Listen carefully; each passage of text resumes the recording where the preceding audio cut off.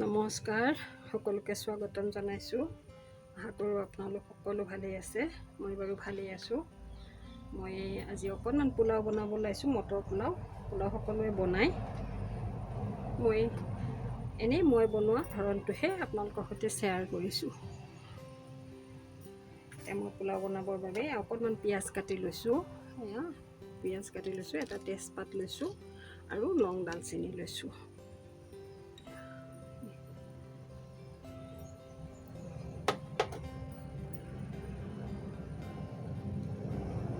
চাউল ধুই লৈছোঁ, অকণমান চাউল লৈছোঁ, বেছিকৈ লোৱা নাই। মই 1.5 টেমা চাউল লৈছোঁ।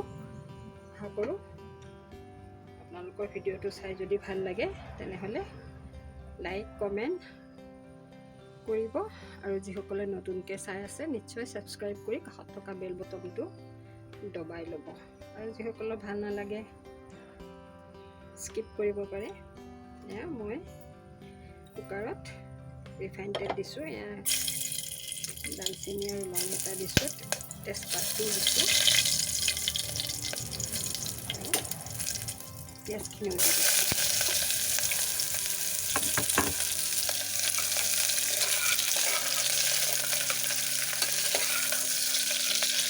লাইনটো গ'লেই, লাইনটো অহা যোৱা কৰি আছে। যিসকলে ছাবস্ক্ৰাইব কৰি বেল বটনটো দবাই থৈছে সেইসকলক অশেষ ধন্যবাদ। হয়তো মই তেওঁলোকৰ মৰম চেনেহৰ বাবেই এইদৰে ভিডিঅ' বনাব পাৰিছোঁ। আৰু নিজকে অকণমান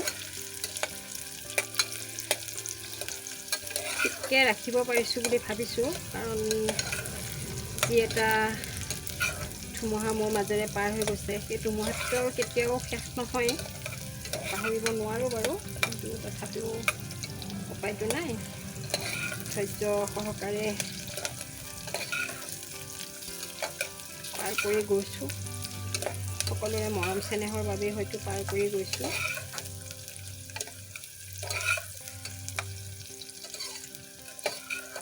এই ধুমুহাজাক যাৰ যাৰ জীৱনলৈ আহিছে সিহে বুজি পাইছে।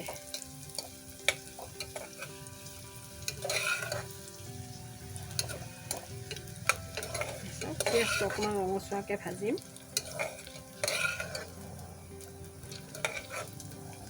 ইয়াত আপোনালোকে ৰিফাইনৰ সলনি ঘি ব্যৱহাৰ কৰিব পাৰে। মই পোলাওত অকণমান মটৰো দিম। মটৰখিনি ৰাতিয়ে তিয়াই থোৱা নাছিলোঁ, অলপ আগতেহে গৰম পানীত তিয়াই থৈছোঁ, তথাপিও ফুলিছে বাৰু। কেইটামান মটৰো দিম। লাইনটো নোহোৱাৰ বাবে হয়তো অকণমান আন্ধাৰ দেখিছে। কি কৰিব আৰু, লাইনৰ সমস্যা।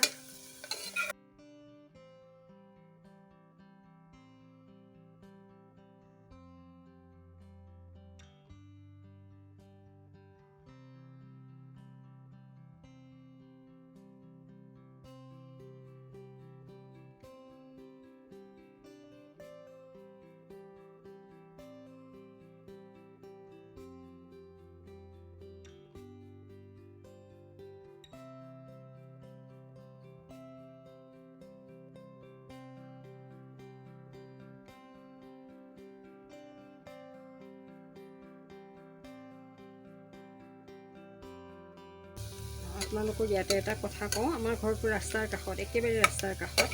সেইকাৰণে হয়তো মাজে মাজে গাড়ীৰ মাত শুনিব পাৰে। আৰু চৰাই চিৰিকটিৰো মাত শুনা পায় আপোনালোকে চাগে।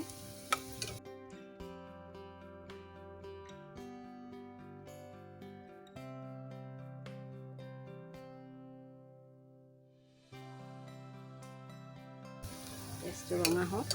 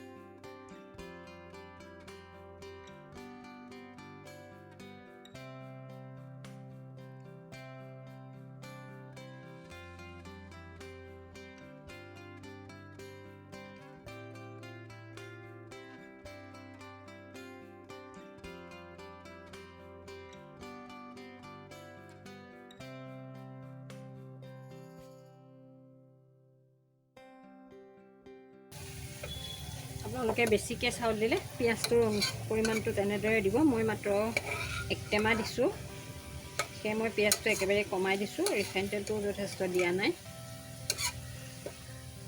এনেই পোলাও অকণমান বনাব মন গ'ল, সেয়ে বনালোঁ।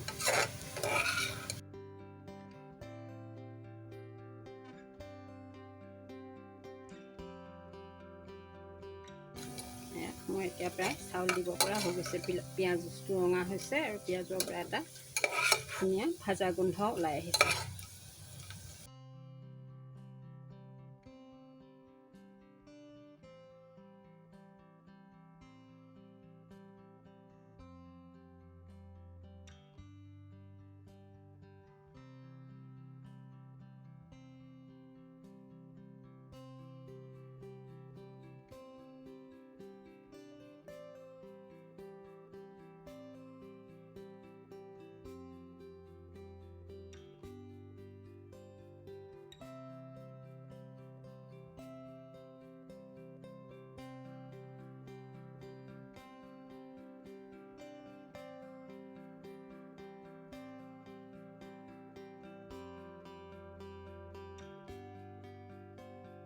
অকণমান আদা বটা দিছোঁ।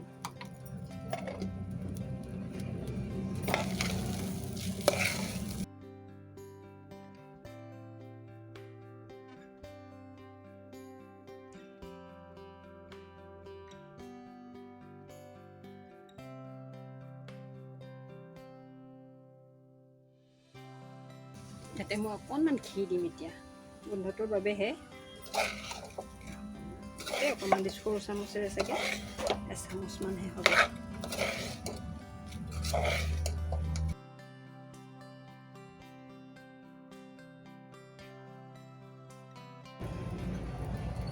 মটৰকেইটাও দি দিছোঁ।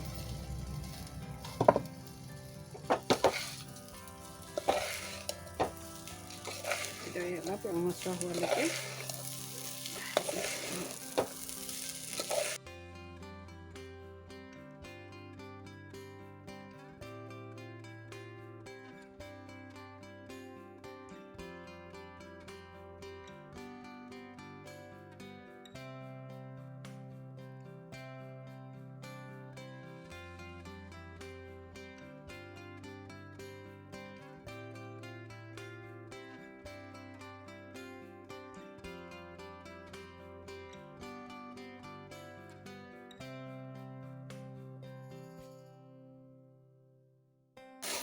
দেখিছেনে?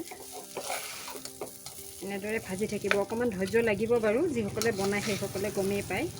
যিসকলে নাই বনোৱা বা বনাম বুলি ভাবি আছে তেওঁলোকে অকণমান ধৈৰ্য সহকাৰে ভাজিব লাগিব। ৰন্ধা বঢ়া কামত অতি ধৈৰ্যৰ প্ৰয়োজন।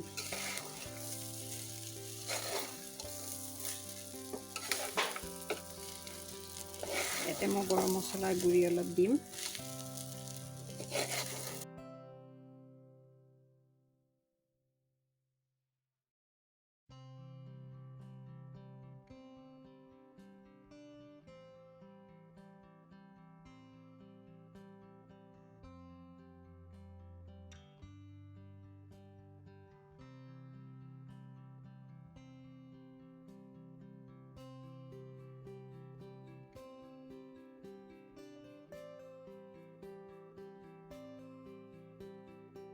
অকণমান ইলাচি গুড়ি দিম মই, ইলাচিটো অকণমান ইলাচি গুড়ি দিছোঁ।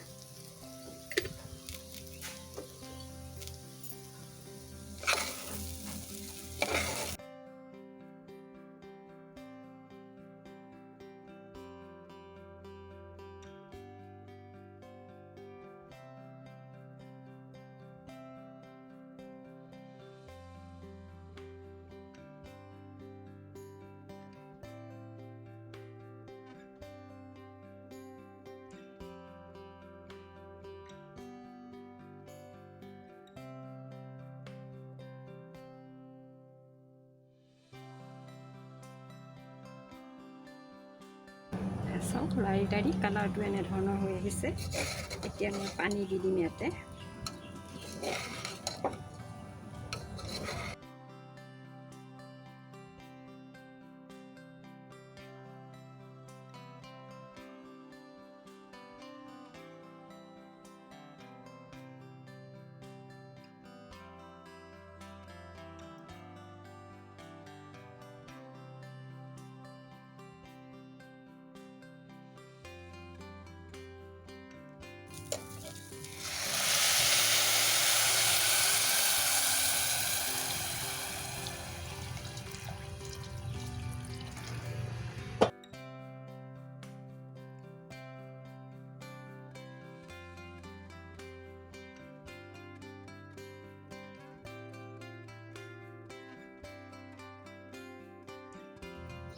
কুকাৰৰ ঢাকনিখন লগাই থৈছোঁ।